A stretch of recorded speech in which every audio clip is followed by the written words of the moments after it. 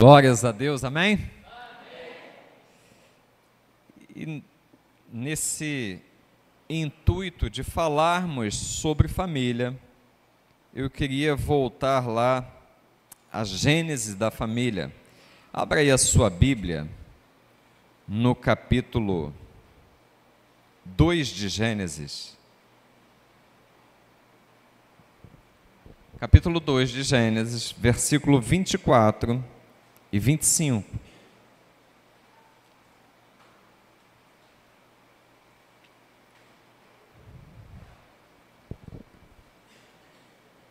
Vamos ler juntos, são apenas 2 versículos pequenos. Vou pedir a nossa introdução que não permita que ninguém transite na igreja nesse momento de leitura. E a gente, assentado como estamos, vamos todos, de forma reverente, juntos, ler esses 2 versículos. A palavra de Deus é Gênesis 2. Eu devo ter falado assim rápido, entendemos 12, né? Gênesis 2, 24 e 25. Perfeito. Não? Agora sim. Todos juntos?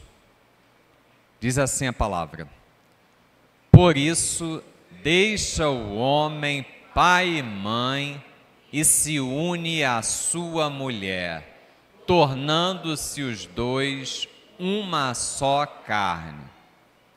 Ora, um e outro, o homem e sua mulher, estavam nus e não se envergonhavam. Deixa a sua Bíblia aberta, feche os seus olhos, vamos falar com Deus. Pai querido, nós te exaltamos. Bendizemos o teu nome, Pai, e nos alegramos em ti nesta manhã.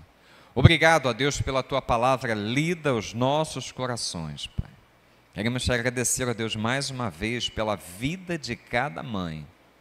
Muito obrigado, Pai. Obrigado, Senhor, porque tu tens falado, Senhor, aos nossos corações. E, ó Deus, nós nutrimos expectativas, ó Deus, diante de ti. Cada vez, ó Deus, que nós nos dirigimos à tua casa, nós esperamos, ó Deus, que o teu Santo Espírito, não homem algum, mas o teu Espírito, Senhor, fale aos nossos corações. Ó Deus, nós esperamos que a tua palavra seja aplicada à nossa realidade individual e que ela produza, ó Deus, transformações em nossas vidas. Renova, ó Deus, o nosso entendimento, Pai. E, ó Pai, em o nome de Jesus, torna-nos pessoas, ó Deus, segundo o teu coração. Torna-nos, ó Deus, pessoas agradáveis a ti, ó Deus, para a glória e honra do teu nome, nós oramos a ti, em o nome de Jesus. Amém. Na autoridade do nome de Cristo Jesus, eu repreendo todo espírito contrário à palavra de Deus, todo pensamento contrário, caiam por terra em nome de Jesus. O povo que aqui está é livre para ouvir, para compreender e para viver em conformidade com a santa e bendita palavra de Deus, em o nome de Jesus. Amém. Glórias a Deus. Irmãos, louvado seja o nome do Senhor. Nós estamos diante de um texto onde retrata a gênese da família. E família é algo da parte de Deus. Família é a forma mais próxima de que nós compreendamos a própria pessoa de Deus. Porque Deus, ele se manifesta no plural.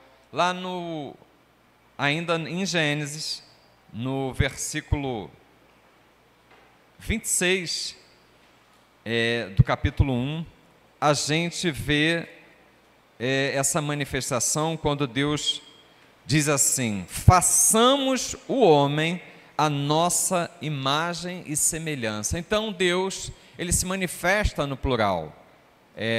O original, a palavra ali é Elohim, né? E essa pluralidade, aqui na Terra, a gente vê na família.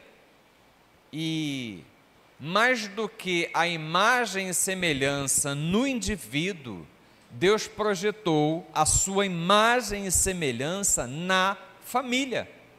Então, família, ela manifesta esta imagem e semelhança de Deus. E esses versículos que nós acabamos de ler, é a gênese da família, é o início da família. A gente tem que, historicamente, o casamento, como nós o conhecemos, o casamento civil, com essa documentação, né, feita ali em cartório, um ato, um contrato social, ele é algo recente. Ele, historicamente, começou no Ocidente, né, esse contrato civil chamado casamento, aproximadamente ali em 1800 e alguma coisa. Então, não é muito antigo se a gente for olhar para a história da humanidade. Mas nós não estamos falando apenas do contrato social, nós estamos falando de união de almas. E isso sim, começou aqui quando Deus instituiu, através da união do homem e da mulher, o casamento, e ali inicia-se a família. Nesse texto, a gente tem assim 4 direções para que haja assim saúde na vida familiar, na vida do casal. E o texto começa, é bem interessante isso, ele diz assim: por isso deixará o homem pai e mãe. É interessante, irmãos, que esse marco inicial da vida familiar, da união de um homem para com uma mulher, não começa com o verbo unir. Se você for reparar os 4 pontos que a gente tem aqui para falar dessa mensagem, princípios espirituais na vida conjugal, nós vamos falar de 4 verbos, mas a família não começa com o verbo unir, unir vem depois, ele começa com deixar, deixará o homem pai e mãe.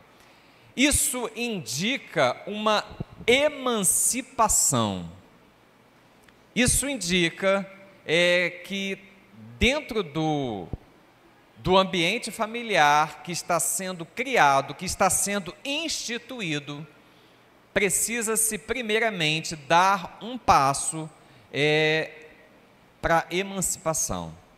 E essa emancipação, ela envolve alguns fatores. Quando o texto diz deixará, ele envolve que homem e mulher precisam deixar as suas respectivas famílias. É uma nova família que está sendo criada. Pastor, eu vou abandonar meu pai e minha mãe? Não, nós não estamos falando de abandonar, nós estamos falando de deixar. É preciso que haja vamos dizer assim, uma saída, é preciso que haja uma emancipação. A partir da criação de uma nova família, estes serão agora dotados de uma unidade familiar nova. Quando homem e mulher se juntam, se unem no laço do sagrado matrimônio, está sendo formada ali uma nova unidade familiar.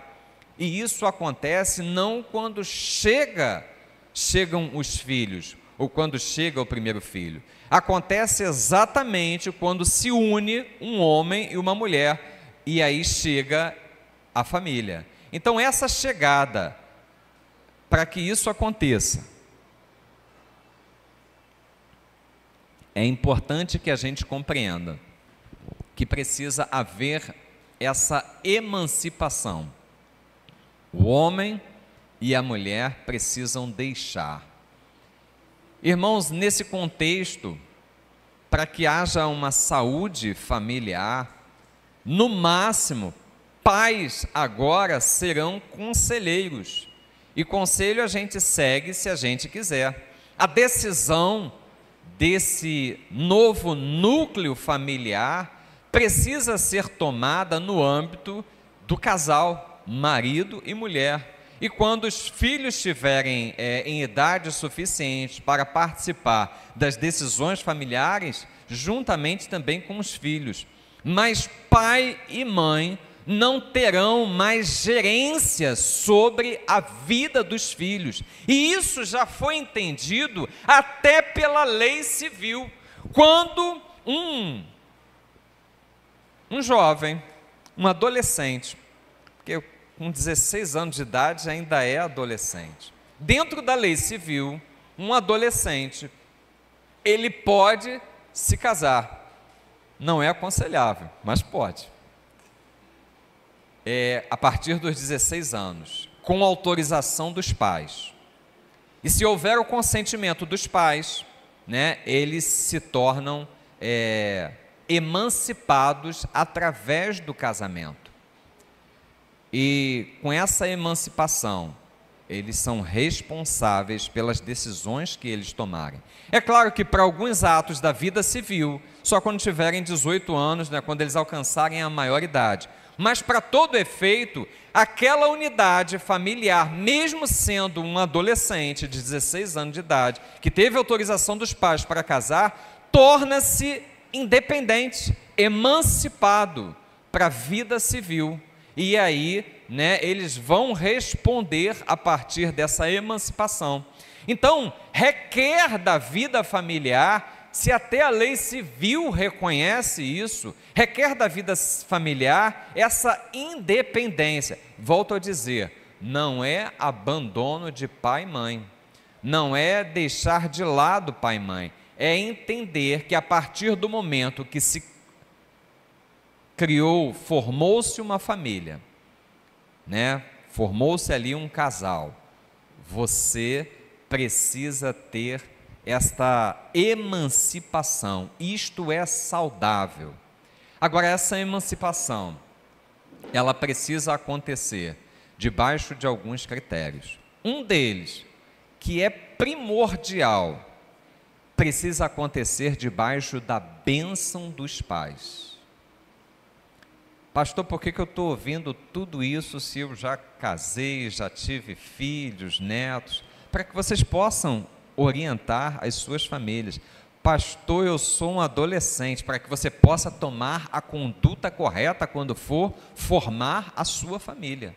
Então é importante que isso seja falado na igreja, que a gênese da família é o casamento, é a união de um homem e de uma mulher. O início de uma família é a união de um homem e de uma mulher, e que isso precisa ser feito debaixo da bênção dos pais. O que nós precisamos, o que você precisa, como pai e mãe, é abençoar.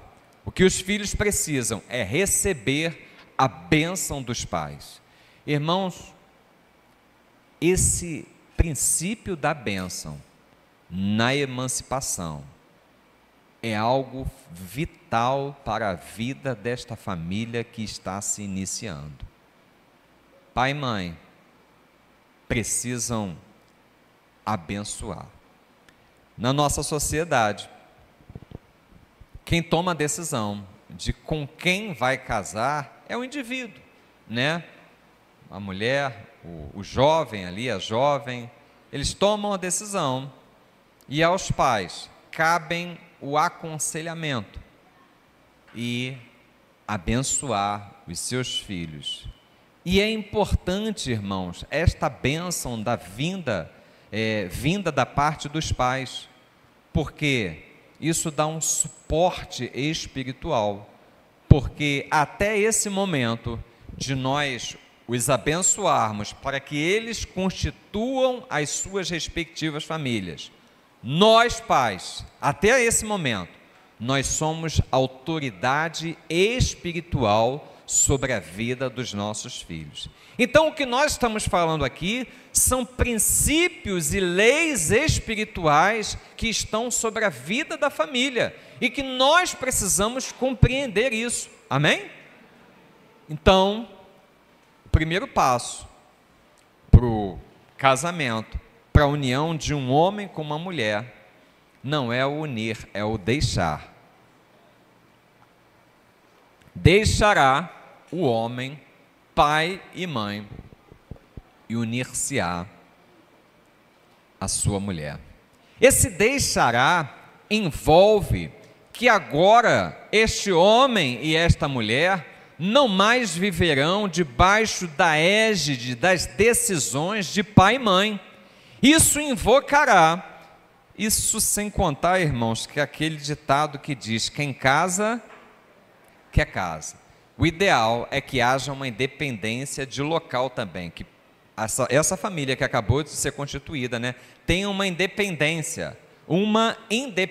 Às vezes nós não temos condições de, vamos dizer assim, estar distante ou fora do mesmo quintal, mas que haja uma independência, o ideal, que cada um tenha a sua casa, porque ali, né, é o casal que vai ditar as regras. Então, esse deixará envolve essa independência. Antes do casamento, os filhos estavam debaixo das decisões que tomavam os pais. Agora, com a formação dessa família, esse casal vai poder ouvir os conselhos dos pais, mas a decisão tem que ser tomada agora com o casal. O casal vai sentar e, em entendimento, em unidade, buscar tomar as suas próprias decisões. Pai e mãe vão ser apenas conselheiros. Conheci um casal que o homem, ele saía para trabalhar e os pais moravam próximos, mas muito próximos, talvez mais próximos do que deveria. Eles moravam muito próximo dos pais. E o homem, quando voltava do trabalho, ele, antes de chegar em casa, ele passava na casa dos seus pais. Irmãos, isso trouxe um problema considerável para a vida daquele casal. Porque aquele homem, naquele momento da sua vida familiar, ele não havia entendido que ele havia deixado casa de pai e mãe. Esse é o conceito do deixará. Deixará o homem, né, seu pai e sua mãe. Quando o homem deixa pai e mãe, quando a mulher deixa pai e mãe, a prioridade agora não é mais pai e mãe. Por quê? Porque pai e mãe tem um ao outro. O pai tem a mãe tem o pai. Então eles vão cuidar um do outro. A prioridade do marido, a prioridade da esposa é agora cuidar desse núcleo familiar que eles se envolveram, que eles criaram, formaram juntos. Então, não existe mais essa necessidade de priorizar, neste momento, pai e mãe, porque pai e mãe tem um para cuidar do outro. Ah, pastor, mas eu só tenho meu pai ou eu só tenho minha mãe. Mesmo assim, a sua prioridade é a família. Você não vai abandonar seu pai, você não vai abandonar sua mãe, mas você tem uma prioridade, você estabeleceu, você entendeu que era momento de constituir uma família e você tem que priorizar a sua esposa, você tem que priorizar o seu marido. Amém? Deixará envolve em você voltar-se para uma prioridade, e a sua prioridade a partir daí é o cônjuge. Glórias a Deus. Então esse é o primeiro princípio, o princípio da emancipação. Deixará. O texto continua e ele diz assim: por isso deixará o homem pai e mãe e se une à sua mulher. Irmãos, essa união, ela não é algo que acontece apenas no dia dos votos matrimoniais. Esse se une à sua mulher, essa união, ela é um processo. E dentro desse processo, nós conseguimos captar aí a questão do esforço. É com esforço que essa unidade deve ser buscada todos os dias. Essa unidade é algo que acontece na realidade, né, dia após dia, a começar daquele grande dia que a gente vem aqui no altar e cada um diz sim um para o outro. Então, essa unidade deve ser buscada com esforço. Por quê? Por que com esforço? Porque as adversidades da vida, as dificuldades que se nos apresentam, irmãos, e tem famílias que não são poucas as dificuldades. Será que eu estou falando só lá da minha casa? Tem famílias que são muitas as dificuldades. E nós precisamos lutar com esforço para que esta unidade ela esteja presente. Unir-se-á a sua mulher requer um esforço do homem, requer um esforço da mulher. É dia a dia, requer renúncia. Você precisa renunciar ao seu jeito de ser. Por quê? Porque de fato e realidade são duas naturezas distantes que estão se unindo. Homem e mulher. O homem possui, irmãos, uma natureza simplificada. A mulher é mais complexa. Por quê? Segundo o nosso irmão, pastor Cláudio Duarte, ele diz que o homem foi o rascunho, né? E a mulher foi o acabamento, né? Produto final. Então, o homem ele tem uma natureza mais simples. A mulher tem uma natureza mais complexa. O homem tem assim objetividade. A mulher ela tem assim, né? Antena para 1000 coisas. A mulher consegue fazer várias coisas ao mesmo tempo. Ao contrário disso, o homem, quando ele está diante de uma TV, é só a TV que ele consegue prestar atenção, né? A mulher vai ali chegar, passar alguma informação, ele vai balançar a cabeça, dizer que sim, mas não ouviu nada. Por quê? Porque ele só consegue dar. E a gente está falando isso via de regra, irmãos. Mas na maioria das vezes é isso que acontece. Você está diante de uma televisão, você está assistindo a TV. A mulher chega ali, passa diversas informações, você vai menear a cabeça dizendo que sim, mas o sim não resultou em nada produtivo. Por quê? E depois vai gerar confusão. Poxa, mas eu já te falei, mas quando é que você falou? Falei naquela hora que você estava ali na sala. Eu estava na sala fazendo o quê? Vendo TV. Então, entendi, já compreendi. Por quê? Porque não consegue absorver duas coisas ao mesmo tempo. Mas a mulher não. A mulher tem aquela capacidade de estar cozinhando, cuidando do filho, né, pensando em coisas que vai acontecer daí a 2, 3 dias naquela semana. A mulher tem capacitações especiais. Não que os homens não tenham, tem também. Porque com essa objetividade que ele tem, né, ele é mais centrado. E são só naturezas diferentes, irmãos. Funções diferentes. Então, essa é uma grande questão que nós deparamos com ela nos dias de hoje. A família hoje, ela tem sido disfuncional. Por quê? Porque homens e mulheres têm confundido os seus papéis. Num resumo bem assim, sintetizado, o homem foi criado por Deus para liderar, para dar direção. O homem foi criado por Deus com uma missão. E a mulher, ela foi criada para administrar. E ela foi criada para estar debaixo desta missão. E homem e mulher foram criados por Deus para estarem caminhando lado a lado. Se a mulher está atrás, a gente vai desconfiar que ela pertence a outra religião, deve ser muçulmana.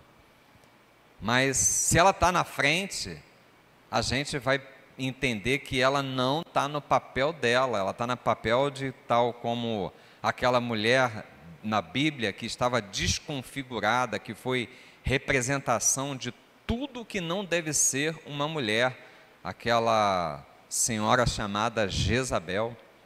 A mulher é para estar do lado do homem, porque ela foi tirada da costela, isso aí já é uma indicação, né?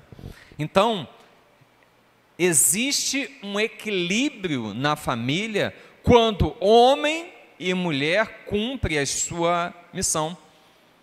Sinteticamente, assim, de forma bem resumida, a função do homem está em liderar. Essa liderança envolve direção, proteção e segurança. Melhor dizendo, proteção e segurança já estão dentro do mesmo contexto. Direção, limites e essa segurança. Essas três questões são trazidas pela figura do homem dentro da família. A mulher, por sua vez, ela tem funções dentro do casamento. E a mulher, ela é responsável por vínculo. Tudo aquilo que diz respeito a emoções, sentimentos, a mulher é pura emoção. Ela tem essa responsabilidade de transmitir afeto dentro do lar. Então, a mulher, nessa administração, nessa submissão, estar debaixo da missão do marido, caminhando ao lado, ela tem responsabilidade por essas três vertentes. Vínculos, afetos, né? Nutrição e organização. A mulher foi criada por Deus com maestria para desenvolver esta administração sobre esses três aspectos. Mas isso a gente coloca em outro momento. Então, dentro deste unir, existe essa questão de que é com esforço. E esse esforço exige de cada um de nós renúncia. Alguém falou uma vez que no casamento você precisa exercer a renúncia todos os dias. O que é renunciar, irmãos? Renunciar é quando eu tenho direito a algo e que eu abro mão daquilo que eu tenho direito por algum motivo. No nosso caso, no casamento, o renunciar envolve essa atitude todos os dias por amor ao cônjuge, por valorização do nós, por valorização da família. E isso precisa ser feito dia a dia.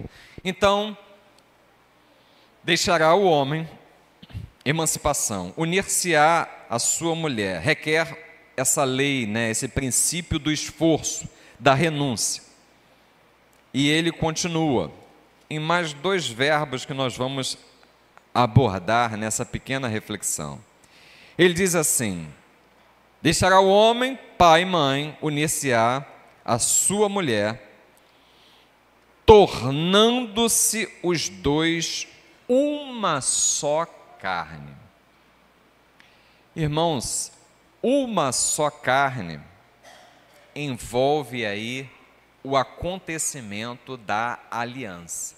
A gente falou aqui na introdução da mensagem que o casamento como nós conhecemos hoje, o civil, ele é algo relativamente novo na história da humanidade.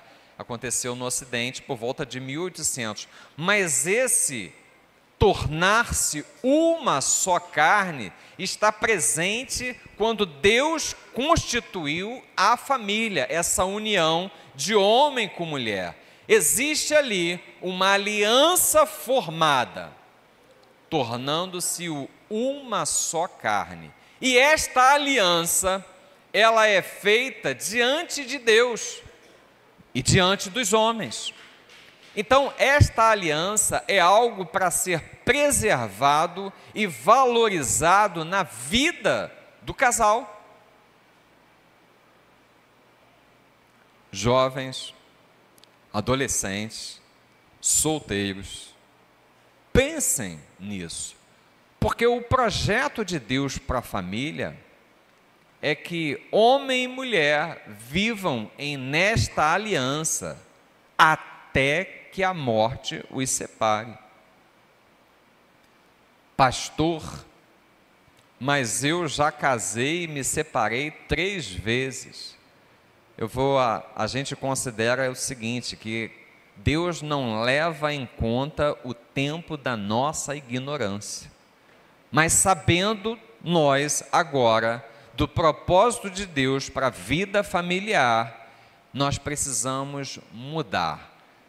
Nós precisamos ser transformados pela presença do Espírito Santo de Deus atuando, nas nossas vidas, frutificando, as virtudes de Deus em nós, comunicando, a bondade, os atributos de Deus em nós. Nós precisamos mudar, modificar. E aí sim, a partir de agora, a partir do momento que nós conhecemos a Cristo Jesus, nós podemos levar ao pé da letra aquilo que Jesus Cristo disse: o que Deus uniu, não o separe o homem. Então o projeto de Deus foi para que homem e mulher permaneçam unidos nesta aliança. Debaixo de uma aliança está a bênção de Deus para a vida da família. Amém? Debaixo desta aliança. Por isso, irmãos, que nós precisamos perseverar. Por isso que nós precisamos, com esforço, buscar essa unidade, essa união, porque existe uma aliança. Irmãos, dia 26 do mês de maio, desse mês corrente, nós vamos ter aqui na igreja a renovação de votos conjugais. Semelhante ao que nós fazemos mensalmente quando nós tomamos a ceia do Senhor. Quando nós tomamos a ceia do Senhor, nós renovamos a nossa aliança que nós temos com Cristo. Uma vez por ano, nós fazemos a renovação de votos conjugais, aonde nós vamos olhar nos olhos do nosso cônjuge e vamos dizer para ele que estamos renovando a aliança que um dia fizemos no altar. A aliança que foi há 1, 2, 3, 10 anos, 15, 20, 40, não importa o tempo. Nós vamos estar renovando esta aliança, porque esta aliança é algo espiritual que Deus valoriza sobremodo na vida do casal, na vida da família. Quando nós estamos renovando a nossa aliança, nós estamos dizendo para Deus que nós acreditamos no projeto dele. Quando nós estamos renovando a nossa aliança, nós estamos dizendo para Deus que é possível que Ele nos abençoe com toda a sorte de bênçãos que Ele nos promete na sua palavra. Quando nós estamos renovando a nossa aliança, nós estamos dizendo para o nosso cônjuge que nós estamos juntos naquela promessa que nós fizemos naquele dia no altar. Quando nós estamos renovando a nossa aliança, nós estamos dizendo que acreditamos naquilo que Deus projetou para a vida do ser humano. Renovação de alianças é algo da parte de Deus, e esta aliança é algo que Deus fez na vida do homem e da mulher desde o princípio. Tornar-se-ão uma só carne. Irmãos, essa unidade, essa equipe que formam o casal, equipe de uma só carne, existe uma sinergia. O que é uma sinergia? Eu gosto muito do exemplo que o pastor Cote dá de uma passagem bíblica ali do Machado, quando o Machado, daquele discípulo de profeta, eles resolvem ampliar a casa dos profetas, Eliseu é convidado por um dos discípulos para, né, cortarem vigas ali e fazerem uma casa mais ampla para os discípulos dos profetas. Eles estão naquele trabalho, né, e o machado de um dos discípulos cai ali na água, e existe algo que preocupa aquele rapaz, porque nem sequer era dele, era emprestado o machado. E o machado, ele explica muito essa sinergia. Se você pega apenas o cabo do machado como ferramenta, ele parece assim inútil, porque ele não se propõe a cortar uma lenha.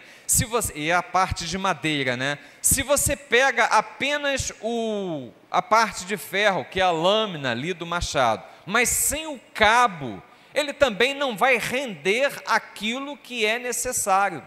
Mas se você junta o cabo e o machado propriamente dito, que é a lâmina, aquilo se torna uma ferramenta valiosa para quem vai utilizar ali para derrubar uma madeira, para cortar uma madeira. Imaginem só o cabo num lado e só o machado, né, a parte de ferro do outro lado, sem haver esta unidade. São situações, são objetos que, sem se unirem, eles vão assim ter uma utilidade diminuída. O cabo, sei lá para que ele vai servir, talvez para arar a terra, mas se juntarem, eles serão algo que vai assim produzir algo bom, vai ser de uma utilidade tremenda. Assim, irmãos, Deus faz com a vida do casal. São duas naturezas distintas, homem e mulher, assim como o cabo, né, madeira, o machado, ferro, né, naturezas distintas, mas quando se juntam, Deus tem algo poderoso para realizar através dessa unidade. Amém? Compreenderam? Então, é algo que vai a mais. Sinergia é sempre quando 1 mais 1, o resultado não é 2, o resultado é 3, é 10, é 1000, é algo que vai além da junção dos dois. Deus tem uma sinergia no casamento, mas para que isso aconteça, é preciso que haja de fato e realidade essa unidade, essa união. É preciso que haja valorização desta aliança. Deus tem, né, promessas para essa aliança. Finalizando, versículo 25 diz assim: ora, um e outro, o homem e sua mulher, estavam nus e não se envergonhavam. Irmãos, essa nudez que homem e mulher viviam antes do pecado ser inserido na humanidade, ela precisa ser resgatada. Pastor, o senhor está dizendo que a gente vai ter que andar nu por aí? Não. Estou falando que a gente tem que ter uma nudez de alma para com o nosso cônjuge. E isso chama-se transparência. Muitas vezes, homem e mulher retêm algum sentimento, algo que está incomodando, e nós não passamos para o outro saber. Nós queremos que o outro faça a leitura, mas não existe da nossa parte uma transparência daquilo que nos está incomodando no relacionamento. E a palavra de Deus diz que homem e mulher estavam nus e não se envergonhavam. Na verdade, quando nós casamos, quando nós formamos uma família, nós precisamos experimentar desta nudez. E eu digo por nudez, transparência. Homem e mulher precisam exercer esta transparência. Eu preciso ser transparente para o meu cônjuge. E eu preciso que o meu cônjuge seja transparente para comigo. Irmãos, isso vai causar na vida conjugal, na vida familiar, uma saúde.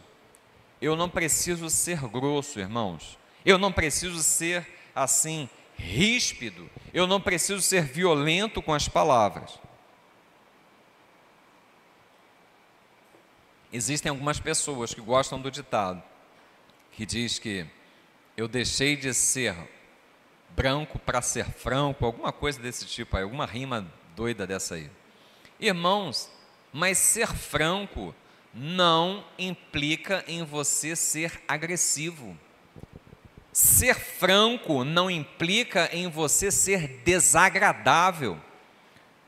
Nós precisamos fazer como o salmista falou quando estava diante de Deus: que sejam agradáveis as palavras da minha boca diante de ti, Senhor meu e Rei meu. Então nós precisamos buscar as palavras corretas e adequadas para tratar para com o outro, para que essa transparência não seja algo agressivo, mas nós precisamos ser transparentes. É uma necessidade para que haja saúde no relacionamento familiar. É uma necessidade que haja transparência. Porque se houver transparência do homem para com a mulher, da mulher para com o homem,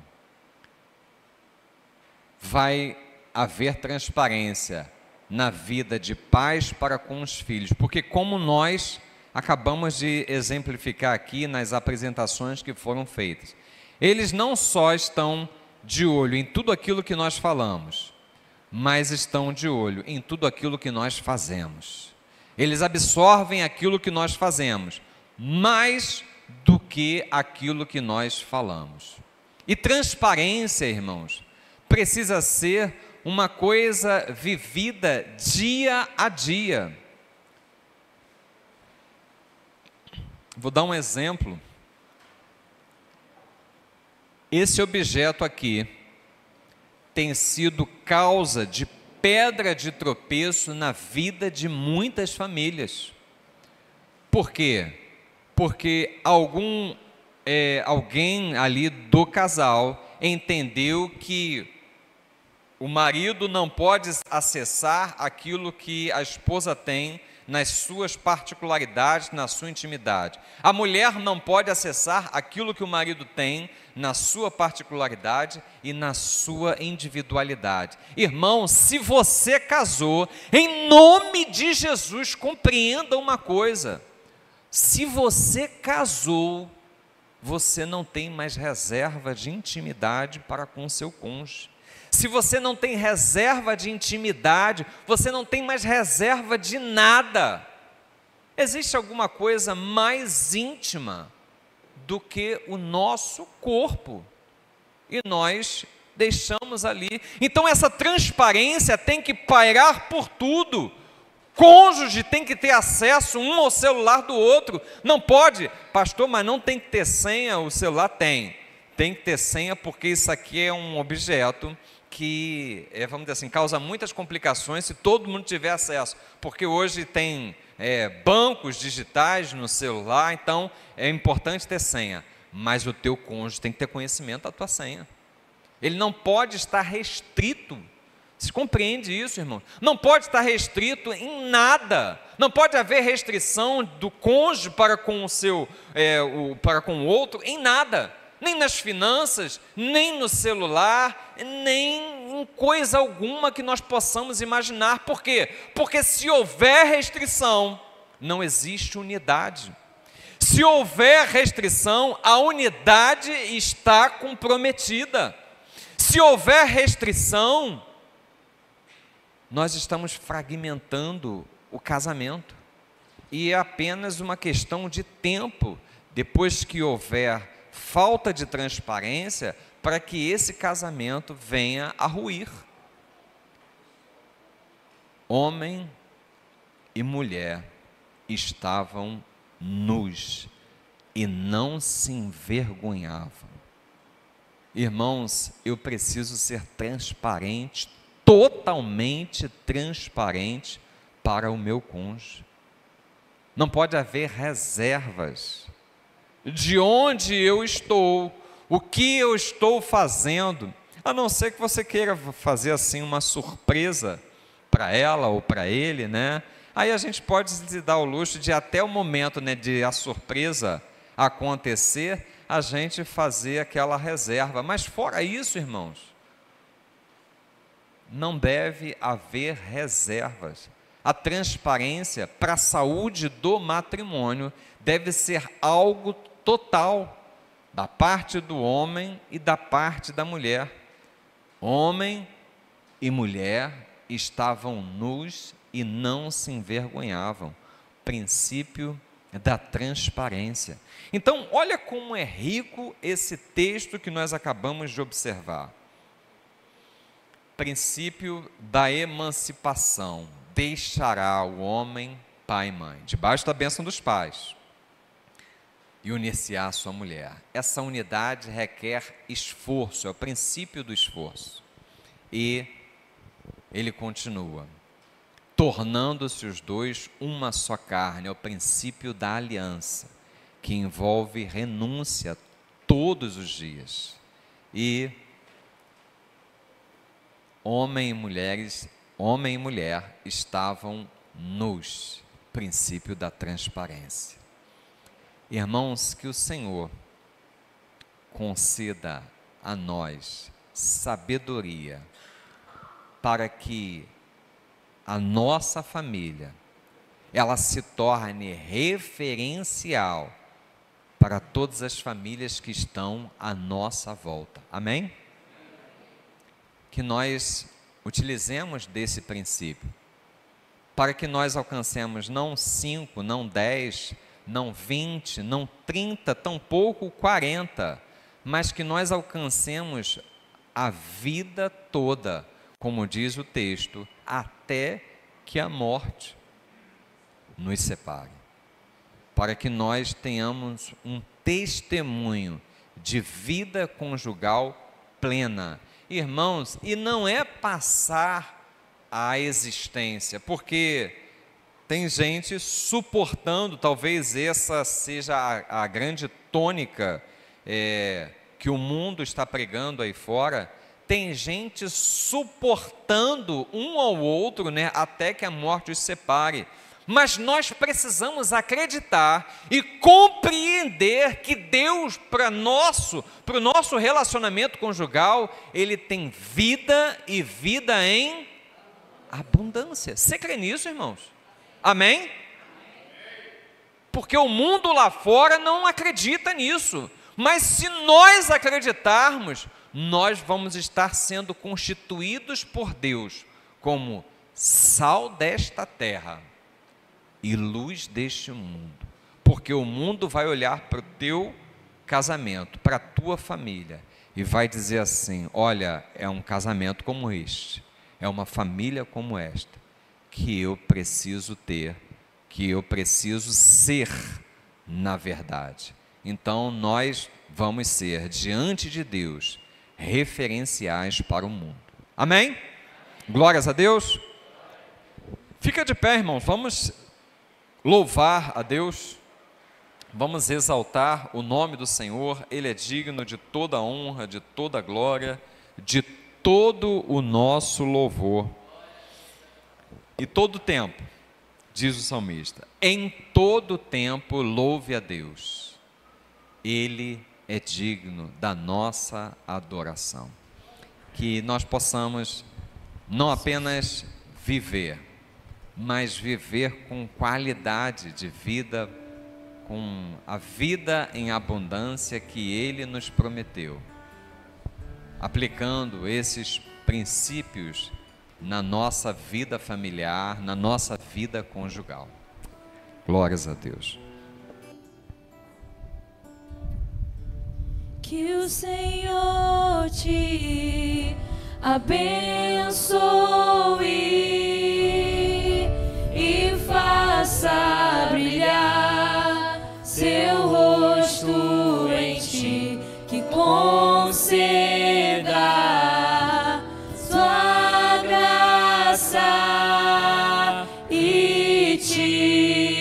dê paz. Que o Senhor te abençoe e faça brilhar seu rosto em ti, que conceda sua graça e te dê paz. Amém.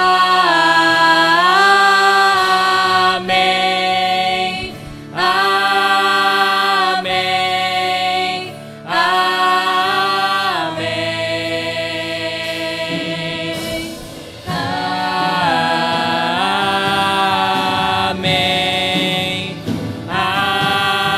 Amém. Amém.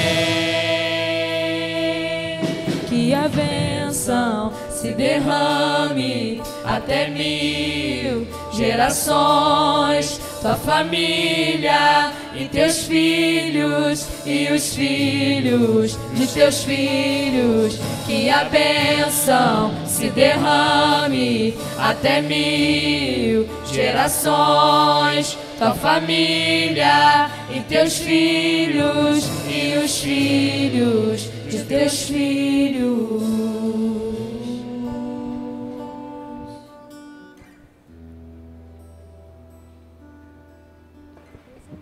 Glorificado seja o nome do Senhor. Chama o pastor Alexandre para estar orando. Após a oração que o pastor Alexandre fizer, a gente vai estar impetrando a bênção apostólica. Glórias a Deus.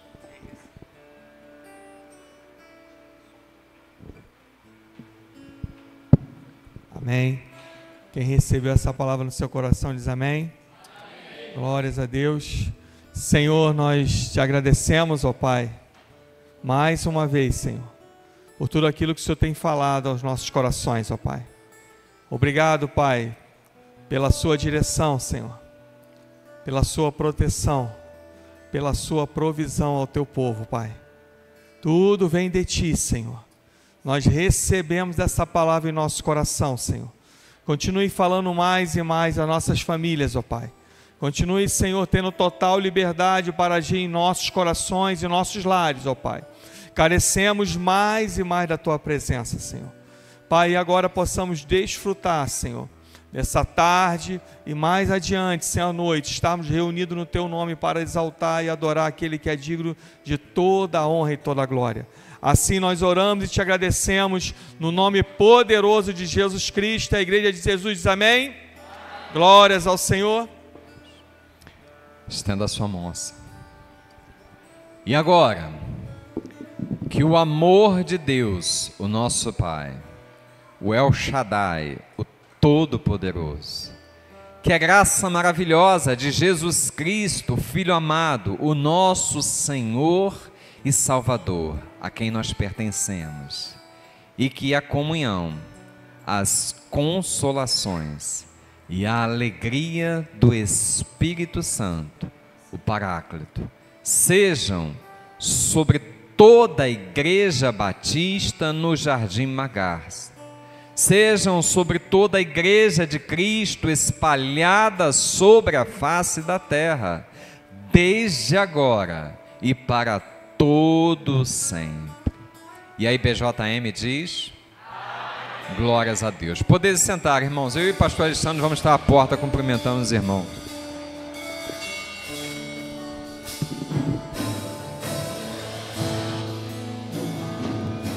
Sua presença te acompanhe por detrás, por diante, do teu lado e em ti. É contigo, é por ti. E de noite e de dia, tua entrada e saída, e teu riso e teu choro. É contigo, é por ti. É contigo, é por ti, é contigo, é por ti, é contigo, é por ti. Oh.